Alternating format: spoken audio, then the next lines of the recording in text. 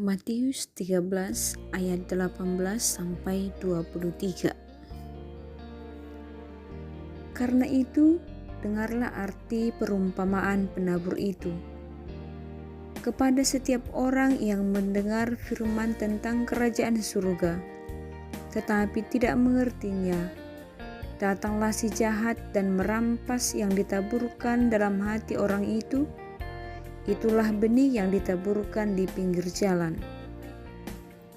Benih yang ditaburkan di tanah yang berbatu-batu ialah orang yang mendengar firman itu dan segera menerimanya dengan gembira.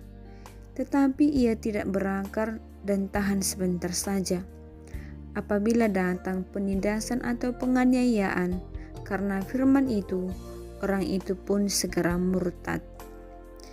Yang ditaburkan di tengah semak duri ialah orang yang mendengar firman itu, lalu kekhawatiran dunia ini dan tipu daya kekayaan menghimpit firman itu, sehingga tidak berbuah. Yang ditaburkan di tanah yang baik ialah orang yang mendengar firman itu dan mengerti, dan karena itu ia berbuah. Ada yang 100 kali lipat, ada yang 60 kali lipat, ada yang 30 kali lipat.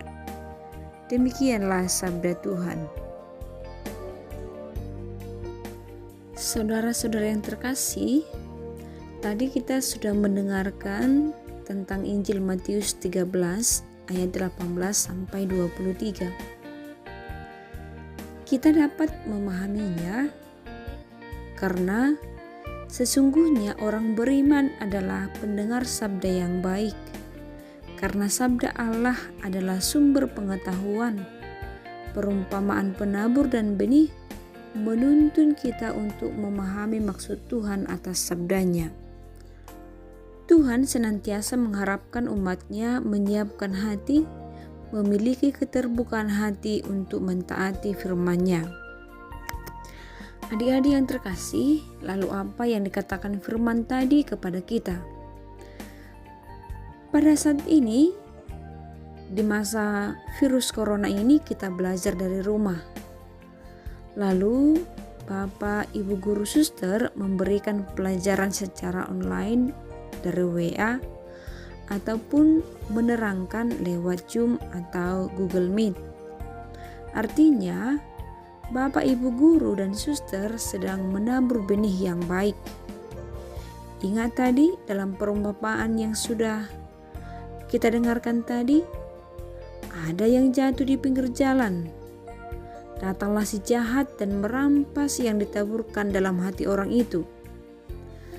Artinya, pada saat Bapak, Ibu guru dan suster mengajar, datanglah si jahat menggoda hatinya.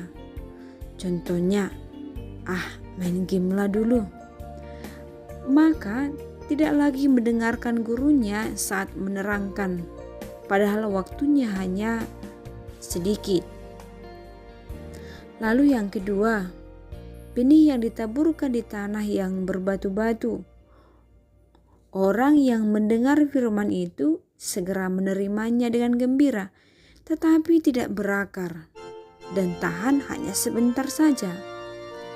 Nah, artinya adik-adik, dalam belajar online itu, adik-adik mendengar gurunya, tetapi hanya mendengar saja, tidak disimpan di dalam hati dan pikirannya, tidak mengulangi pelajaran itu lagi, bahkan jika ada PR tidak dikerjakan. Lalu yang ketiga, benih yang jatuh di semak duri. Ini seperti apa kira-kira ya adik-adik? Mendengar Bapak, Ibu guru dan suster dan orang tua, tetapi mungkin malas mengulangi pelajaran sampai orang tua kita marah. Akhirnya pelajaran yang sudah diketahui jadi hilang karena tidak pernah diulangi. Lalu yang keempat adik-adik, tadi dikatakan yang ditabur di tanah yang baik. Orang yang mendengar firman itu dan mengerti, dan karena itu ia berbuah. Ada yang 100 kali lipat, ada yang 60 kali lipat, ada yang 30 kali lipat. Artinya Setiap yang dikatakan oleh guru maupun orang tua dilakukan dengan baik.